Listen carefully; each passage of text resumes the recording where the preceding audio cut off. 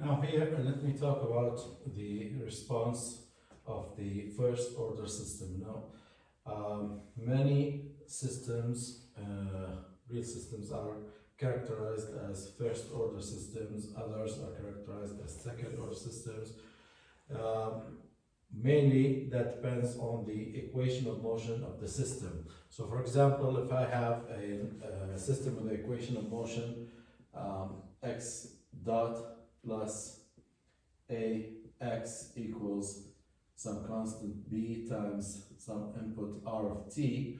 Now this is a first order differential equation, so this is a first order system, and this can be represented as a transfer function g of s, which is basically x of s divided by the Laplace of the input r of s equals b divided by s plus a.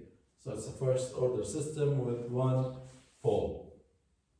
Now, how does this system respond to a certain input? Now, to benchmark this system and other systems, we use a step input. We give the system a constant input and see how the system follows that constant input, how does it behave, and we derive some characteristics from that to have an idea about the system, the stability of the system, the speed, and so on. So, in this case, because I'm looking for other properties other than stability, we determine stability from the impulse response. Now I'm going to use here, in this analysis, I'm going to use a step input. Okay, so r of t used, we will use a step input, and actually I'm going to use a unit step input. I'm going to set r of t equals u of t, which is a step input with an amplitude of 1. So this is known as a unit step. And the Laplace of this function u of t, r of s, is 1 over s. So my input is going to be 1 over s, and let me see how the response of this first order system will be. Now, g of s is b over s plus a, and g of s is the output x of s divided by r of s, which means that x of s is g of s times r of s. In my case here, the transfer function g is b divided by s plus a, and r of s is 1 over s. So that's b over s times s plus a. Now, to determine x of t, the time response, I'm going to use partial fractions here. I'm going to set x of s equal to a divided by s plus some constant b divided by s plus a, and determine what a and b are.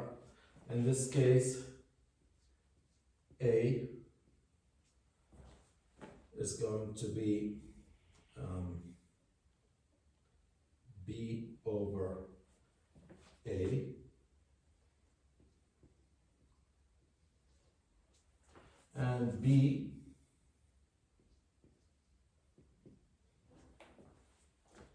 will be negative b divided by a. So x of s is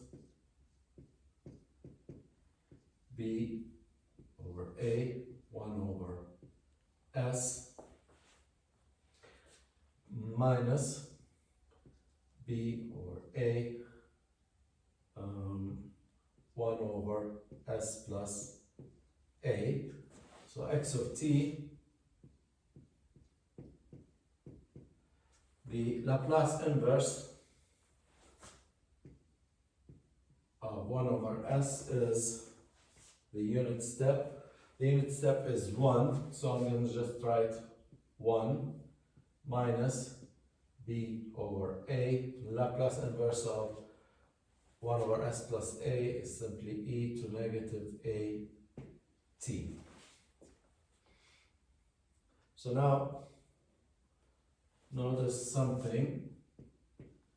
B over a minus b over a e to negative a t. The response has two parts. We have a constant here and we have an exponential response. Now the exponential response, I expected that because the transfer function, the characteristic equation of the transfer function, it has a pole at negative a, so I expect to have an exponential response, exponential function. This leads to negative a t. So that was part of the transfer function. The constant part was because of the constant input. The input is a step function, so it's an input of 1, a constant value. So I got an output of 1. And that's what I said before, that what we need to concentrate on is the transfer function, because the forced response is determined by the forcing term itself. This was a constant value of 1, so I got a constant value in the output. The amplitude is different, but the function itself is the same. Constant leads to constant. If the input was something different than the unit step, I would have gotten that here in the response. The same function would appear in the response, the amplitude would be different. So this part is actually the forced response. And this part is the natural response.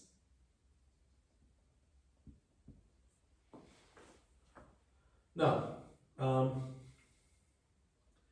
let me write that down as x of t equals b over a, that's a common, 1 minus e to negative a t. Now, this function, the initial value is e to power 0 is 1, 1 minus 1 is 0, so the initial value is 0, so it starts at 0.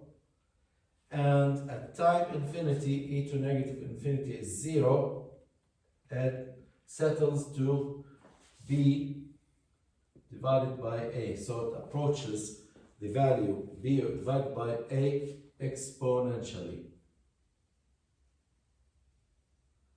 This is t, and this is x of t.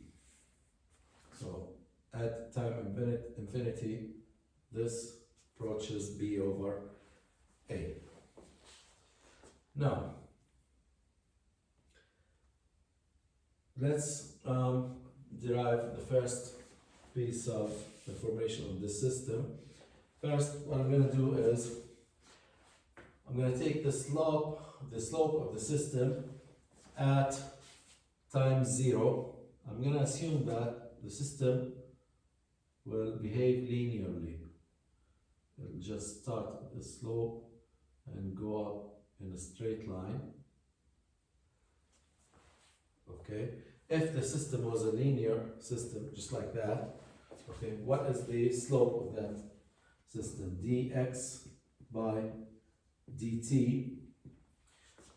In this case, the derivative is b over a 0 plus a e to negative a t at time 0 dx by dt at t equals 0 equals e to the power 0 is 1. So a cancels with a and I end up with b. So the slope of this line is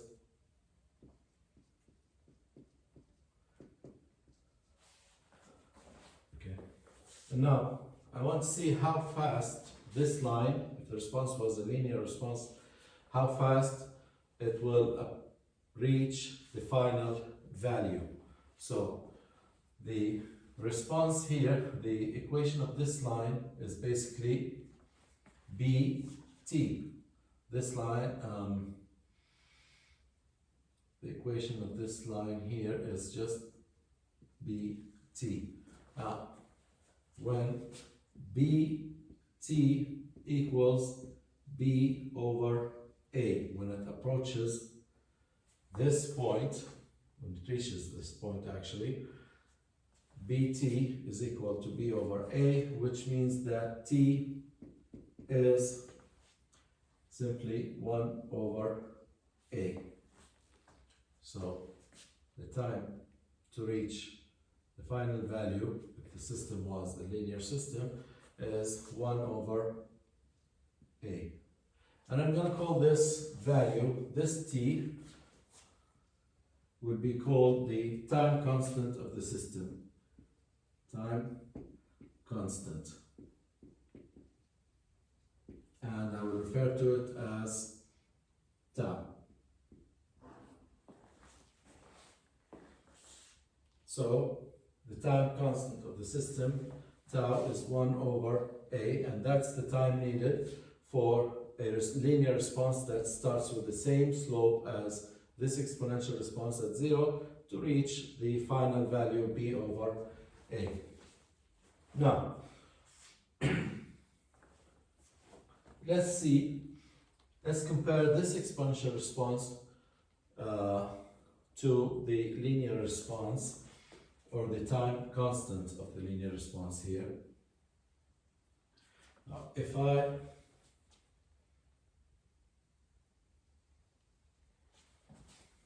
at time t, and let's look at this value, 1 minus e negative at. A is here, tau equals 1 over a, which means a equals 1 over tau. So this becomes negative t divided by tau. And let's see how fast this approaches the final value of 1. At time t infinity, this becomes 1. Now, at time 0, this value is basically e to the power 0 is 1, and 1 minus 1 is 0. At time tau, after 1 time constant, this becomes 1 minus e to the power negative 1, and that's approximately 0.63. After 2 time constants, this is 1 minus e to negative 2, and this is going to be approximately 0.87. So we are approaching the value of 1, and if we approach 1 here, that means we are approaching the final value b over a. After 3 time constants, 3 tau, 1 minus e to negative 3, value comes approximately 95. After 4 time constants, 1 minus e to negative 4, I would have 0.98. And after 5 time constants, 1 minus e to negative 5, that's approximately 0.99.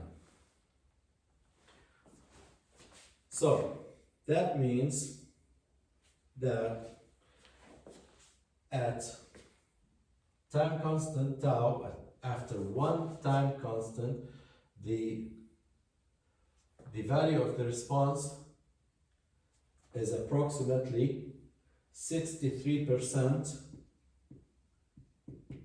of the final value. Okay, this is 0.63 b over a. So that's 63% of the final value. After 2 time constants, we approach 87% of the final value. After 3 time constants, we are at 95. 4 time constants, we are at 98. And 5 time constants, we are at 99% of the response. So that means that the error, here we have the final value 95%, 98%, 99%. So the error, or the difference between the final value and the response, in this case here we have 5%, here it goes down to 2%, and here it goes down to 1%. So, because now it's an important thing that I need to know. If I have an input of a constant, the first order system will approach that constant at time infinity. But I'm not gonna wait for time infinity to reach the final value. That I input a constant so that I expect my system to approach that constant, but I wanted to approach it fast, but mathematically I have to wait for time infinity. Now, in practical applications, if we reach 2% of the final value, then we can consider that the system has reached its final value. So at 2%, we can say that the system has settled to its final value. So that's why I'm going to call the 4 tau, that time, the 4 time constants period, I'm going to call that the settling time. Settling time. That's the time required for a first order system to reach 98% of its final value, or to reach the final value within 2% error. That's the standard settling time. So TS is 4 time constants. In some applications where the response is a bit more critical, but in limited applications, sometimes we need to reach 1% of error. So in that case, the settling time will be 5 tau, but that settling time has to be specific. When we say I have to specify that the 1% TS, the 1% settling time is 5 tau, or TS, sometimes 1% is 5 tau. But the 4 tau is the standard. This is a special case in some critical applications. So the term settling time means 4 tau. If I want 5 tau, I have to explicitly say the 1% settling time. So now, so that determines how fast the time constant tau determines how fast the system is. I know that the system is going to take 4 time constants to reach its final value, and depending on how long is this time constant, 2 seconds, 5 seconds, 2 minutes, that determines how fast the system will approach its final value. So, one last thing here I want to say is that this transfer function, I can rewrite this if I divide by a in both numerator and denominator. G of s becomes b over a divided by 1 over a times s, and a divided by a is 1. What is the b over a here? b over a turned out to be the final value of the system. I call it k, and 1 over a turned out to be the time constant of the system. So this is tau s plus 1. So now I can extract this information from the transfer function without the need to go through this whole analysis, just by rearranging the transfer function to look like this. For example, if I have a transfer function g of s equals, let's have some random numbers, 2 over s plus 3, I can divide by 3 numerator and denominator, so this becomes 1. So 2 divided by 3, 1 divided by 3, s plus 1. So now in this system, the final value here, final value is 2 over 3, and the time constant tau is 1 over 3. So for this system, the final value is 2 over 3. The settling time